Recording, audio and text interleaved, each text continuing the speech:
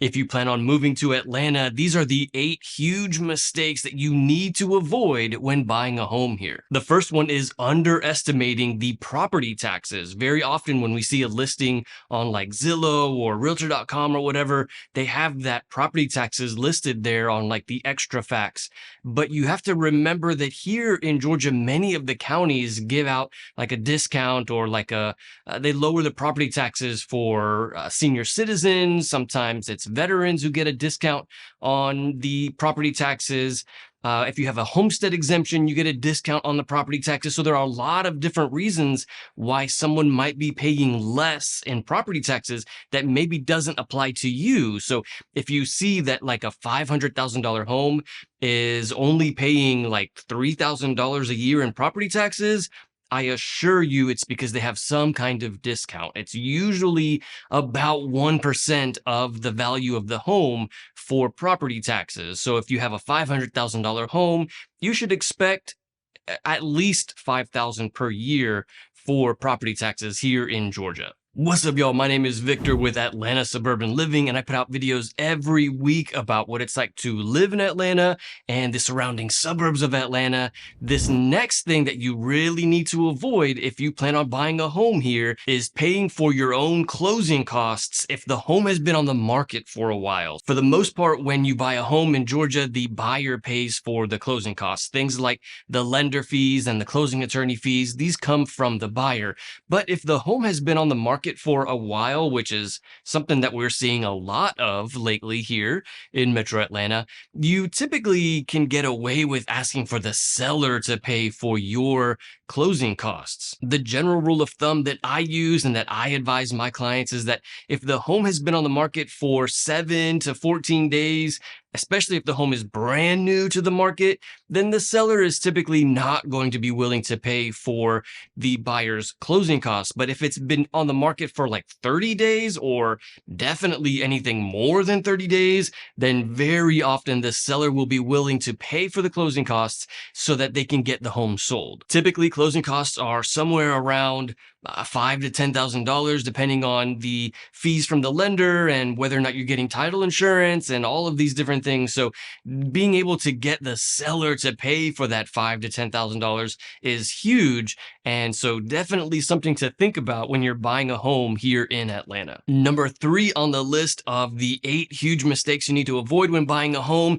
is using a big bank to get a mortgage. So when you are buying a home, you might be using a loan. And if you are using a loan, then you need to use a lender. And so we have a lot of different kind of lenders all around the US. You don't have to have a lender in Georgia to buy a home in Georgia. You can use a lender from any part of the country as long as they're licensed here, which is pretty common. The big mistake that I often see people make, though, is using big banks like Wells Fargo or Bank of America to buy a home. And those banks are notorious for being the worst kind of bank to get a mortgage from. The problem is that when you're buying a home, remember that most real estate business is done on nights and weekends. That's because this is when people are off of work.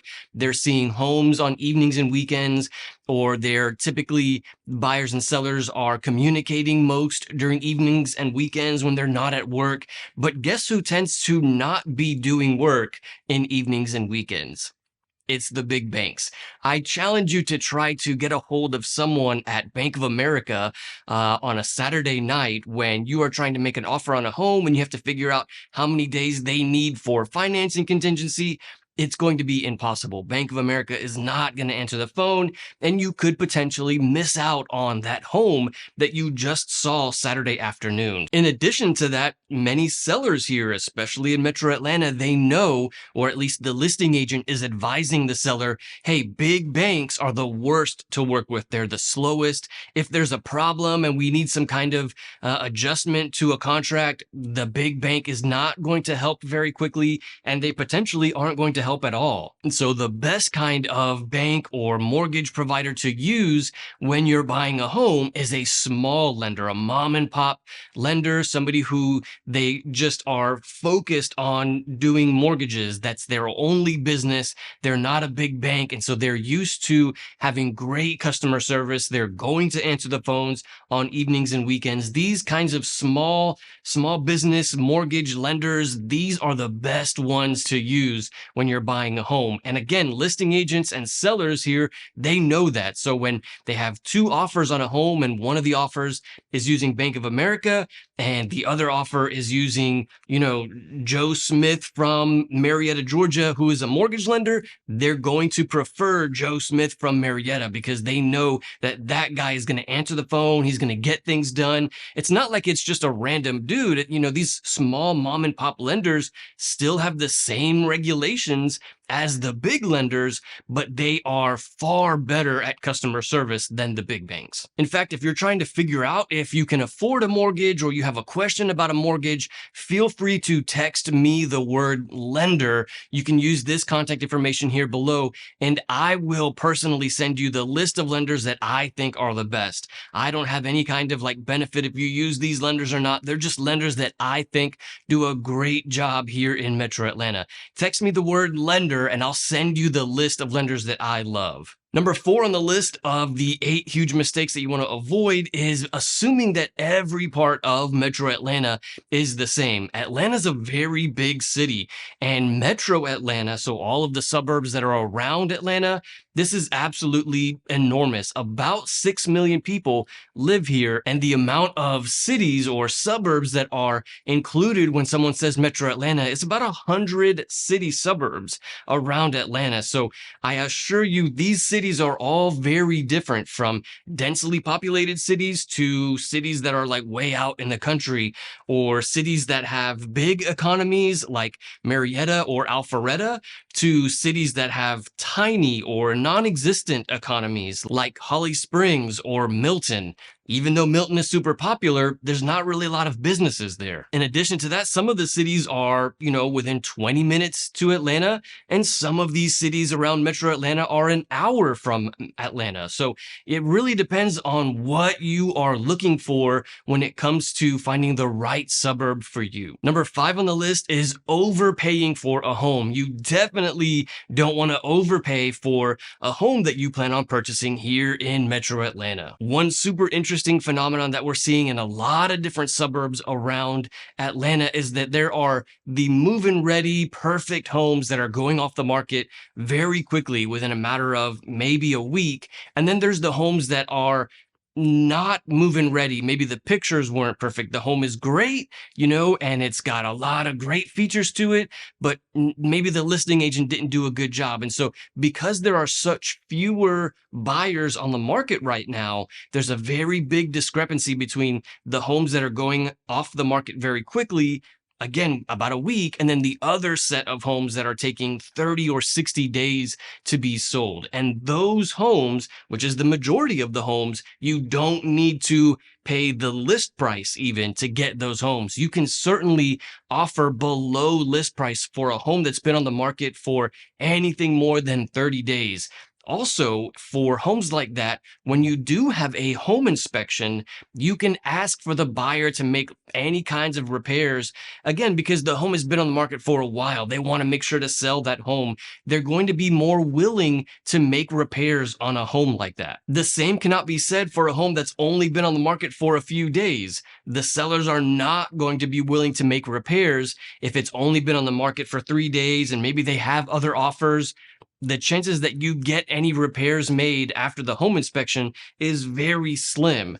But when the home has been on the market for a while, much easier to get repairs done on that home. Number 6 on the list is excluding homes in an HOA. I know many parts of the country People tell me about how the HOAs are terrible there and they like go around measuring your grass and you don't want to get any fines for not cutting your grass, or your bushes are the wrong height, or your house is the wrong color, or whatever it might be.